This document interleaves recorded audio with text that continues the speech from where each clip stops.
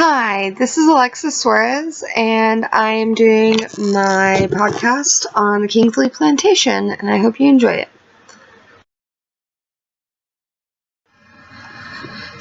The Kingsley Plantation is located on the Timaquan Ecological and Historical Preserve. It is found on Fort George Island. The plantation holds the plantation house, a house kitchen, a barn, and the ruins of slave cabins. You can actually visit the Kingsley Plantation from 9 to 5, 7 days a week, and it is located in Jacksonville, Florida, obviously, and it's just really interesting.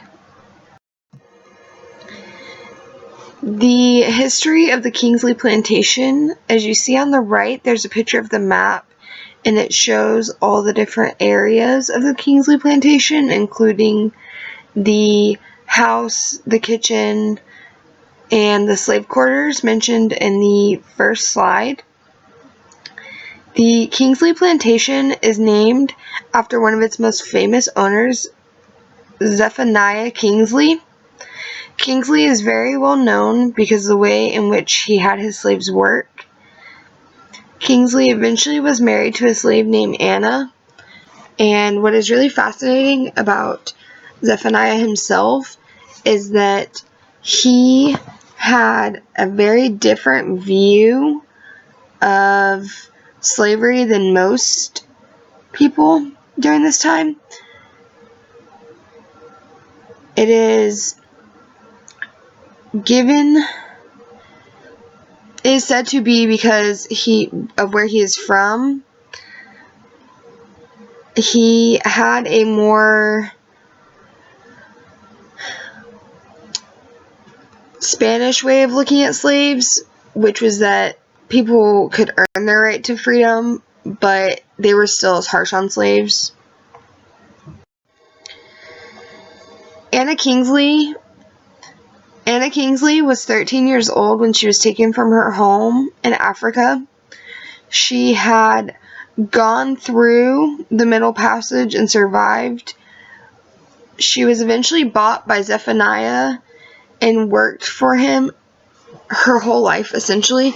She was married to Zephaniah and had his 3 children by the time she was 18 years old, and went on to continue having more children. She was an active part of life on the plantation and ended up owning her own businesses and land. She was an abolitionist and a plantation owner, which was very surprising to me when I first read about her and went to Kingsley Plantation, because it's hard to be a slave owner and an abolitionist, but they made it work.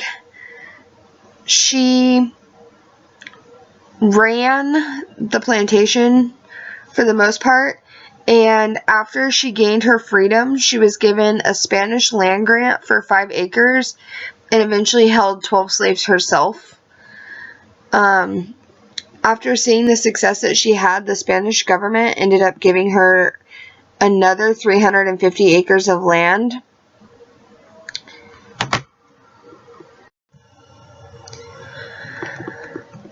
Zephaniah's record keeping was extensive. Many attribute the success of Kingsley Plantation on this record keeping. He kept records of his slaves and things pertaining to the plantation and his life. To the right is a small picture of what his will was that was found. And you can also go to an exhibit or a collection per se at the University of Florida that has different records and different clippings that he had saved and about the plantation itself, which included slaves records, records of the money that was made, his will, his wife's actual slip where she was bought. You can look at all of those things, which is really interesting to me. Why is it so important to Florida history? The Kingsley Plantation is important to Florida history because it represents the past of slavery in the state that many do not understand. Florida had slaves, but none were as brought to notoriety as much as the Kingsley Plantation. I believe that we cannot move forward if we don't recall the past, and by visiting the Kingsley Plantation and reading over the different things that Zephaniah and Anna had faced, we can't move forward for progression. Zephaniah and Anna believed in rights for blacks but still had slaves. It's important to realize what mindsets about slavery were during this time period. The South was driven by slaves, and I think that it's a very large misconception that everyone believed that slavery was for life, and that everyone believed in slavery being this bad thing where you couldn't work out your lives and you were going to amount to nothing. You were just going to die in slavery. The Kingsleys did not believe that. They came from a very different point of view.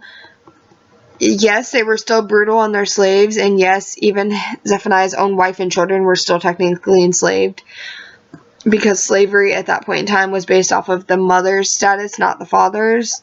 So his own children were technically enslaved. But it's so fascinating to sit back and go through history and look at all the different ways that slaves were tortured and dealt with, and then to see that there were people who believed in earning your freedom and that one day you could be free.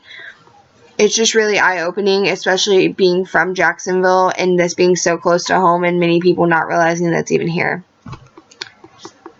But yeah, thank you so much for watching. Hope you enjoyed.